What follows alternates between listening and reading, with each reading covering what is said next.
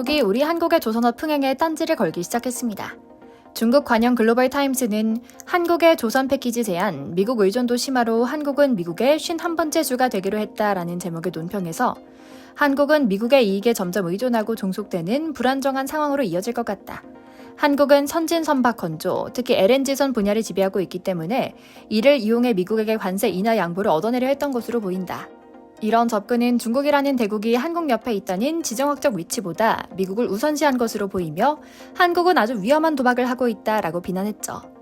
왕이 외교부장도 우리 외교부 장관에게 전화를 걸어서 독립자주를 강조하며 제3국의 제약을 받아선 안 된다라고 말하며 한미동맹을 우회적으로 겨냥해 미국에 지나치게 치우치지 말라고 웃기는 짬뽕 같은 경고를 날렸죠.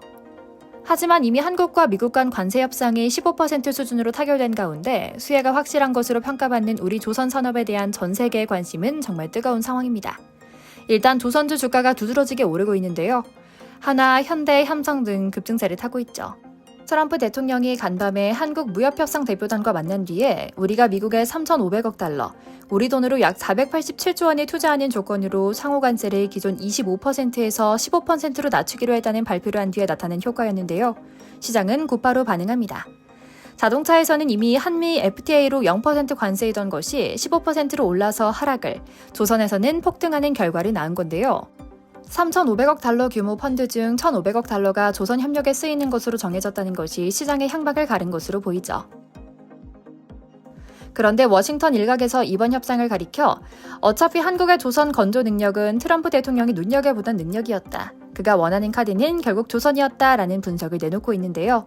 이런 상황에 자연히 중국에서는 즉각 반대합니다. 소국 한국이 드디어 미국의 51번째 주가 됐다라며 조롱하기 바쁘죠. 동시에 주한 중국 대사는 우리 정부에게 당장 현중 정서를 퍼뜨리는 세력들을 통제하라라며 뭔가 거꾸로 된 듯한 명령을 내리고 있죠. 참 웃기는 짬뽕이다 싶은데요. 뭐 그럴 겁니다. 자기네 바로 앞 서해바다 건너에 미 해군의 전함과 항공모함, 잠수함이 즐비할 예정이고 우리 기술과 자본으로 미국 땅에서도 계속해서 미국의 상선과 전함들이 쏟아지듯 생산될 것이니 말입니다. 하지만 지금 우리는 격변의 시대에 살고 있습니다. 트럼프 행정부에서 51번째 주처럼 움직이면서 우리의 신뢰를 챙길 수 있는지가 생존의 문제가 된 겁니다. 그리고 최소한 조선 산업에서만큼은 이런 상황이 우리에게 굉장히 유리하게 흘러가고 있죠. 그래서 오늘은 대한민국 해군력과 조선 사업 캐파, 그리고 향후 몇 년간 우리가 벌어들일 수 있는 돈 규모를 정확하게 짚어드리려고 합니다. 꼼꼼히 보시고 나면 역시나 똑똑하고 준비성 철저한 한민족, 다음 먹거리는 조선 산업이구나 라는 생각에 여야를 떠나서 가슴 벅차실 겁니다. 먼저 잠시 저희 광화문 브리핑 채널 구독 설정도 부탁드리고요. 트럼프 대통령은 취임 이후 계속해서 한국인들에게 애원을 해서라도 이것만큼은 도와달라고 해야만 한다라는 발언을 해왔다는 것이 알려지며 화제를 모으고 있습니다. 특히 최근 우리 대표부와의 대화에서는 미국 조선업 재건에 한국의 도움이 꼭 필요하다. 중국과의 해군력 확충 경쟁에서 절대적인 열세며 한국 조선업에 수십조를 쏟아붓더라도 확실하게 결과물을 낼 것이다 라고 말했다는 사실이 알려진 건데요. 잘 알려지지 않아서 그렇지 사실 우리 조선업계는 이미 미국 군함과 선박에 대한 보수, 수리, 정비, 즉 MRO 사업을 성공적으로 진행하며 미군으로부터 엄청난 신뢰를 받고 있는데요. 마치 우리나라 항공우주산업에서 아파치 헬기를 생산하고 F-15와 F-16 전투기를 수리하는 일을 자체적으로 해오고 있다는 데에 감동한 눈치죠. 물론 트럼프 대통령은 한국에 주한미군을 철수시킬 수 있다. 한국은 돈이 많은 나라다. 더 많이 받아야 한다라며 목소리를 내기도 했던 인물이긴 합니다. 하지만 이걸 단편적으로만 볼 수는 없다는 것은 아마 지각 있는 여러분께서는 잘 알고 계실 겁니다. 현대차 그룹 회장이 미국의 수조원 플랜트 투자를 발표하고도 15% 관세를 때려맞을 정도로 미국 우선주의가 강한 인물인데요. 그만큼 트럼프는 자칭과 타칭 협상의 귀재입니다. 이미지와 명분을 잘 알기에 미국 국내 여론욕으로 주한미군 카드를 꺼낸 겁니다. 그리고 뒤에서는 이렇게 한국에게 SOS를 치면서 미 해군을 도와달라고 애원하고 있었던 겁니다. 거기에 미국이 해양 산업을 보호하고 국가 안보를 강화하기 위해 1920년에 만든 존스법도 개정되어 한국 조선업이 완전히 날개를 달았습니다. 실제로 미 해군 정보국이 조사했던 자료가 유출되며 중국의 선박 건조 능력은 미국의 233배에 달하는데 이를 유일하게 따라잡을 수 있는 나라가 전 세계 유일하게 한국이라는 결과가 나왔기 때문에 무조건 승승장구할 수밖에 없는 카드였고 말이죠. 문득 생각해보면 정말 몇 년 전부터 갑자기 1, 2년에 한 번씩 잠수함, 항공모함, 이지스함 등 끊임없이 우리 바다를 지키는 군함이 계속 건조되곤 했던 것 같은데요. 불철주야 이 땅의 평화를 지키는 애국자들이 많았기에 가능한 일이었겠죠. 동시에 방산 비리를 잡기 위한 노력도 끊임없이 전개했기 때문이겠고요. 그래서인지 이렇게 미국 국내에서만 가능했던 해군용 함정의 한국 건조라는 다소 비현실적인 상상이 현실화되기 시작했습니다. 특히 법령까지 통과되며 앞으로 한국 조선소, 그러니까 울산과 거제도의 미군 전함, 항공모함과 잠수함이 끊이지 않고 진수될 예정인데요. 벌써부터 예상되는 함정 종류도 다양하고 규모도 엄청납니다. 먼저 미군 전력의 핵심인 1만 톤급 이지스 전투함이 중심이 될 겁니다. 전투 체계와 체계 통합을 담당하는 로키드 마틴 등 미국 방산 회사와의 협력이 절대적으로 중요하기 때문에 알게 모르게 얻게 되는 기술 지식도 계속해 쌓여갈 것으로 보이는데요.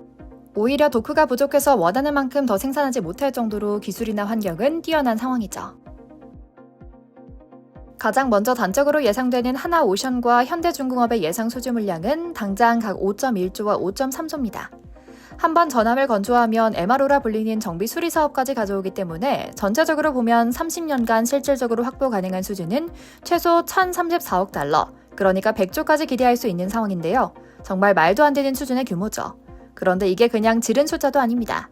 미군은 함정 신규 건조를 위해 1조 2,033억 달러 정도를 마련해둔 상태인데요. 미 해군이 앞으로 30년간 함정 364척을 건조하기 위해 준비한 총 예산입니다. 연평균 401억 달러를 지출하는데 미 해군 총 예산 대비 15.6%죠.